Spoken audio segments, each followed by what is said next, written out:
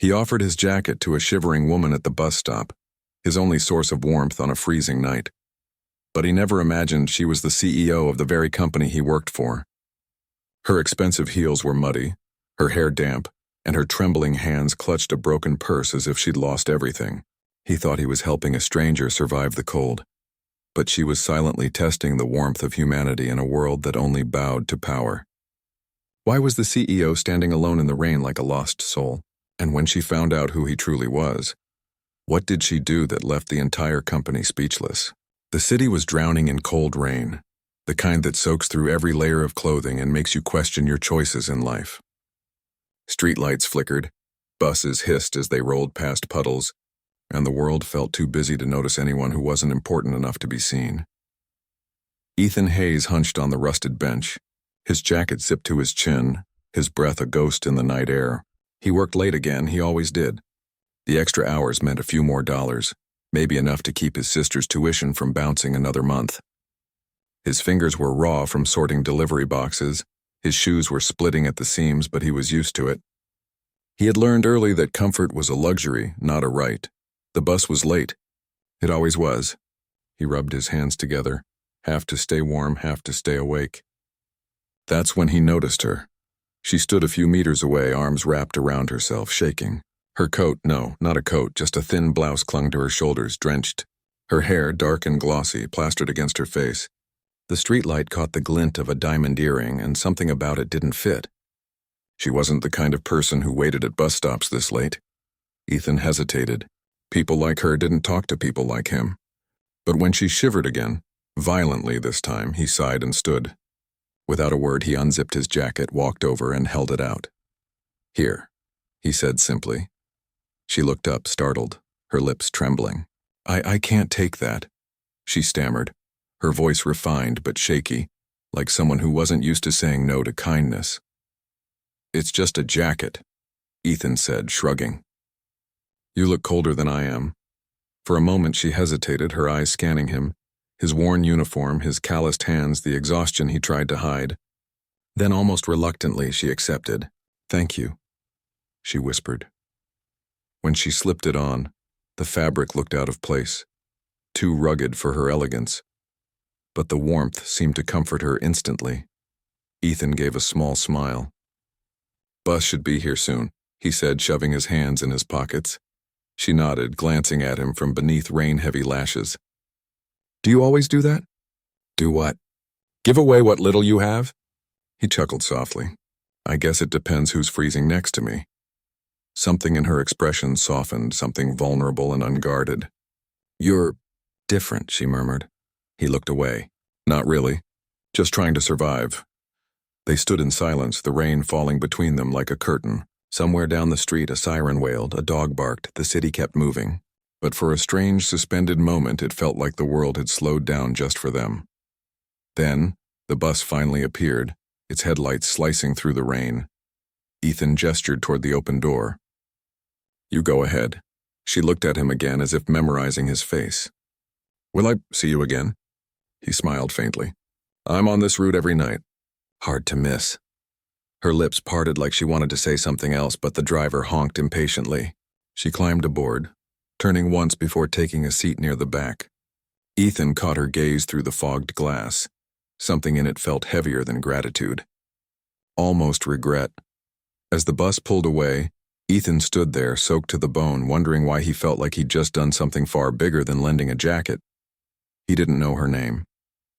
He didn't know she was Claire Dalton, the CEO of Dalton Enterprises, the very company whose warehouse logo stretched across his damp uniform. He didn't know she'd been standing there not by accident, but by choice. That night, the woman he helped disappeared into the city lights, leaving Ethan with nothing but the faint smell of her perfume on his jacket and a growing curiosity that would change his life forever. Morning light filtered through the warehouse windows, thin and gray like smoke. Forklifts hummed across the concrete floor. Workers shouted over the clatter of crates, and the smell of cardboard and engine oil filled the air. Ethan's shift had already started, but his thoughts were still back at the bus stop, with the woman who'd vanished into the rain wearing his jacket. He couldn't stop replaying it. The way she had thanked him quietly. The way her voice had trembled not just from cold but from something deeper. He'd woken before dawn, still damp, still shivering, and for some reason still thinking about her. It didn't make sense. She was a stranger, and yet it felt as if he had seen a side of the world he'd never known. "Hey, dreamer," his co-worker Marco called out, snapping him back. "You plan to move those boxes today or just stare at them till they walk off?" Ethan smiled faintly. Yeah, I'm on it." He lifted another crate, the Dalton Enterprises logo gleaming faintly on the side, the same company that owned half the city's delivery routes. It was rumored that the CEO, Claire Dalton, had built the empire from her father's collapsing firm after his passing.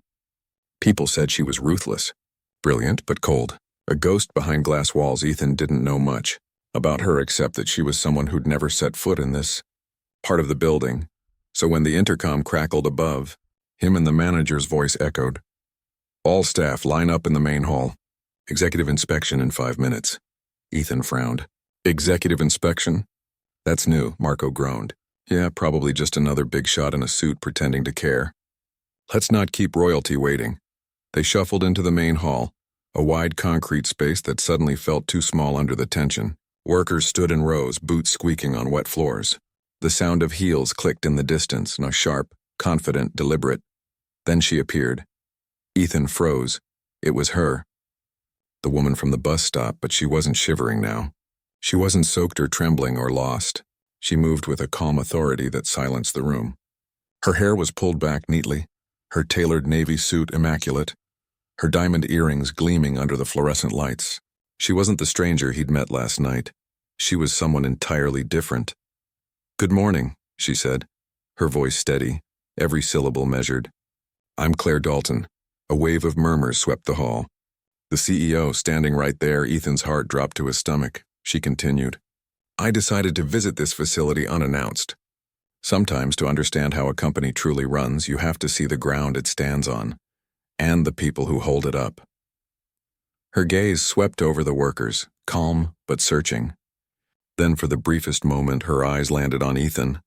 It was only a second, but he felt it like a spark through the fog, recognition, and something else she was carefully hiding. After the inspection, Claire spoke privately with the department heads. The workers were dismissed, but Ethan lingered near the corner, pretending to stack boxes while stealing glances through the glass office door. She looked different when she wasn't in command, quieter, thoughtful. At one point, she touched the lapel of her coat, his jacket, still folded on the chair behind her. He didn't know whether to feel proud or terrified. Later, as he loaded the last truck, his manager called out, "Ethan, Ms. Dalton wants to see you in the conference room." He froze mid-step. "Me? Are you sure?" "Issa, don't keep her waiting." Inside the glass-walled room, Claire stood alone, hands clasped in front of her. The city skyline stretched behind her through the rain-streaked window. She turned when he entered, her expression unreadable. "Ethan Hayes," she said softly, as if she already knew his name. "You work the late shift. Warehouse logistics, correct?" He nodded slowly. "Yes, ma'am." She smiled faintly. "Last night. You didn't recognize me?" He swallowed. "No, you looked different." "I was," she said simply. "Different. For one night, I wanted to see how people treated someone they didn't have to impress." He didn't know what to say. "I want to thank you," she continued, "not just for the jacket. For seeing me when I wasn't anyone important." Ethan shifted awkwardly. "You don't have to thank me. You were cold. Anyone would have done the same." "No," she said quietly. "Not anyone." The silence stretched between them, heavy but not uncomfortable. She studied him, almost as if she were trying to understand the kind of person who could still offer warmth without having much himself. Finally, she said, "Would you be free tomorrow morning?" He blinked. "Tomorrow? I'd like to speak again. Over coffee. My office, 9 a.m., she paused. "And bring the jacket. I believe it belongs to someone remarkable." Before he could respond, she turned back toward the window, signaling the conversation was over. Ethan left the room with his pulse pounding. Everyone stared as he passed, whispers trailing behind him like ripples in water. He didn't know whether he'd just been rewarded, tested, or both. But one thing was clear. That night at the bus stop wasn't over. The next morning, Ethan stood outside the Dalton Enterprises headquarters, jacket pressed neatly under his arm, feeling entirely out of place. The glass tower stretched into the sky, its surface reflecting clouds like a mirror. Every person who passed wore tailored suits, crisp shoes, and confidence. Ethan's boots still carried warehouse dust. The security guard checked the visitor list twice before letting him in. "Top floor, Mr. Hayes. Ms. Dalton is expecting you." He rode the elevator in silence, feeling his heartbeat with every floor it climbed. By the time the doors opened, he was half ready to run back down. Claire Dalton's office wasn't what he expected. He'd imagined a cold fortress of chrome and glass, but it was filled with soft light, books, and the quiet hum of classical music. A single vase of white lilies stood by the window. She sat behind her desk, no jacket today, her hair loose around her shoulders. When she looked up, her face softened. "Ethan," she said. "You came." He nodded awkwardly, holding up the jacket. "I figured I should return this before someone accuses me of stealing company property." That made her laugh. Not politely, but genuinely. "Keep it for now," she said. "It suits you better than it ever did me." He hesitated, unsure how to stand in a CEO's office. "You wanted to talk?" She gestured toward a chair. "Sit, please." A steaming pot of coffee sat between them, the aroma filling the room. She poured 2 cups, one black, one with cream and sugar, and slid the sweeter one toward him. "You look like a man who prefers it this way," she said, almost teasing. He smiled faintly. "You guessed right." They sat for a moment, the city humming below them. Finally, Claire spoke, her voice quieter than usual. "Ethan, you're probably wondering why I was at that bus stop." He nodded. "A little. It's not exactly where I'd expect to find the head of the company." She took a slow breath. "My father built this business from nothing. He believed in hard work, loyalty, and humility. But after he passed, I started losing sight of that. I've spent years behind glass walls, making decisions that affect people I never see. So last night I decided to walk. No security, no driver, no title, just to feel what it's like to be ordinary again." Ethan listened, eyes steady on her. She wasn't rehearsed. She was honest. "The rain started and I thought I could handle it," she continued, smiling faintly. "But by the time I reached the bus stop, I was freezing. And then you came." He shifted, embarrassed. "I didn't do much. You did something most don't," she said. "You didn't look through me. You didn't judge. You gave what little you had without expecting anything back. That kind of decency is rare." For a long moment, the only sound was the soft ticking of a wall clock. Claire leaned forward. "Do you know what I realized standing there in your jacket?" Ethan shook his head. "I realized I'd been leading this company like a stranger to its own people. I've been talking about innovation and profit margins while men like you work 12-hour shifts just to keep the lights on. And somehow you're the one with enough warmth to share." Ethan swallowed hard. "We all just do what we can," she smiled sadly. "Maybe, but it means something. Which is why I'm offering you a new position." He blinked. What?" "I want you to join our community outreach division," she said. "You'd help oversee the new employee welfare program. Fair hours, better conditions, honest communication between management and staff. You know what it's like on the ground, Ethan. I need that perspective." He stared at her, speechless. "Ma'am, I don't have a degree. I don't know how to do—" "You'll learn," she interrupted gently. "I'll make sure you do." There was no pity in her voice, only respect. He sat back, trying to process it. "Why me?" "Because you reminded me what this company was supposed to stand for," she said softly. "And because I owe you more than a jacket." Ethan looked down at his hands, the same hands that loaded boxes, now trembling slightly. "I don't know what to say." "Say yes," she said, smiling. He met her gaze, and for the first time she didn't look like the woman from the billboards or the business magazines. She looked human, tired, kind, and searching for something real. Finally, he nodded. "Yes." Her smile widened, not as a boss, but as a person relieved. "Good. Then let's start by doing what we didn't get to do last night." He raised an eyebrow. "What's that?" "Finish our coffee," she said, her eyes warm. No titles, no ranks. Just 2 people who happened to meet at a bus stop. They talked for an hour, about work, family, dreams neither had time for. When Ethan left, the city looked different, brighter somehow. The cold didn't bite as hard behind him. Claire stood by the window, watching him disappear into the crowd, her fingers brushing the worn sleeve of his jacket with a quiet smile. For the first time in years, she felt grounded. And for the first time in his life, Ethan walked with his head high, unaware that the decision she'd just made would soon shock the entire company.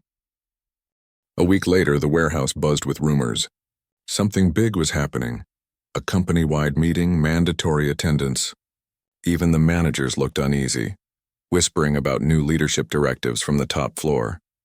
Ethan tried to stay focused on his work, but his mind was a storm. After that coffee with Claire Dalton, his world had quietly shifted. She had told him not to say anything yet, that she was restructuring from the inside out. He hadn't understood what she meant, but he trusted her tone, the same steady conviction she'd had that rainy night. By noon, hundreds of employees crowded into the main hall. The atmosphere buzzed with speculation. Some thought layoffs were coming. Others whispered about mergers, new policies, maybe even automation replacing their jobs. The tension was thick enough to taste. Then the room fell silent as Claire Dalton walked in. This time, she wasn't wearing the perfect power suit or the designer heels. She wore a simple dark blazer and flats, still elegant, but different. Human. Her presence still commanded attention, but the air around her felt warmer.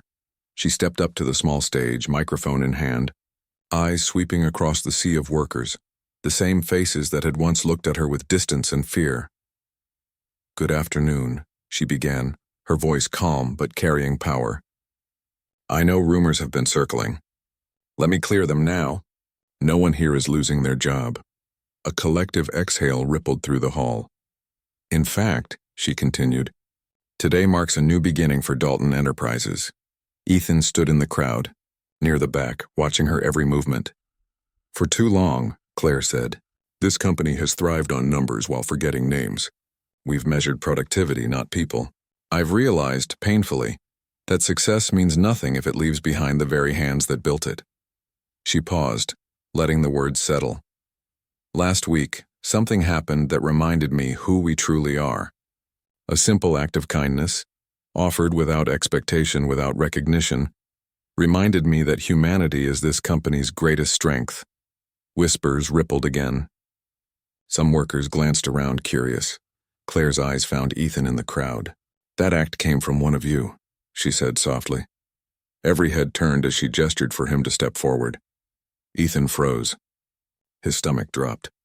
"Ma'am," she smiled gently. "Please, Ethan."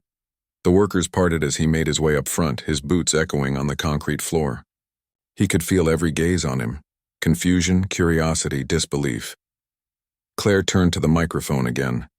"This man offered me his jacket on a cold, rainy night, not knowing who I was. He didn't see a CEO, he saw a person. That moment changed how I see this company, and myself." Gasps and murmurs spread across the room. He reminded me that compassion is not weakness. It is leadership, and leadership starts here, with every single one of you. She turned toward him fully now, her voice tender but strong. "Ethan Hayes, you showed this company what true integrity looks like, and I believe that deserves more than a quiet thank you." He blinked, unsure what was happening. "That's why," she said, smiling. "Effective today, Ethan Hayes will serve as our new Community and Employee Relations Officer. His job will be to ensure that every voice in this company, from warehouse to boardroom, is heard and respected." The room exploded in shock. Some people clapped immediately. Others just stood frozen, mouths open. Marco from the loading dock gave a loud cheer. Ethan's throat tightened. "Ms. Dalton, I don't know what to say." She leaned closer, lowering her voice just enough that only he in the first few rows could hear. "Say you'll keep being you. That's all I ask." He nodded, blinking back tears he refused to show. "Yes, ma'am." Claire turned back to the crowd. "But this isn't just about Ethan. Starting today, we're raising base pay, reducing mandatory overtime, and launching educational scholarships for employee families, including his sisters." A stunned silence. Then applause, hesitant at first, then roaring. Workers who'd felt invisible for years now stood taller, their faces bright with disbelief and gratitude. Claire smiled, not the corporate smile for cameras, but something real, almost relieved. If a company can't reflect the kindness of its own people, then it doesn't deserve their loyalty. Let this be the day that changes. As the applause thundered, Ethan caught her gaze again, and for a moment, the entire hall faded. The cold night rain, the broken bus stop light, the quiet exchange of a jacket. It all returned in a rush.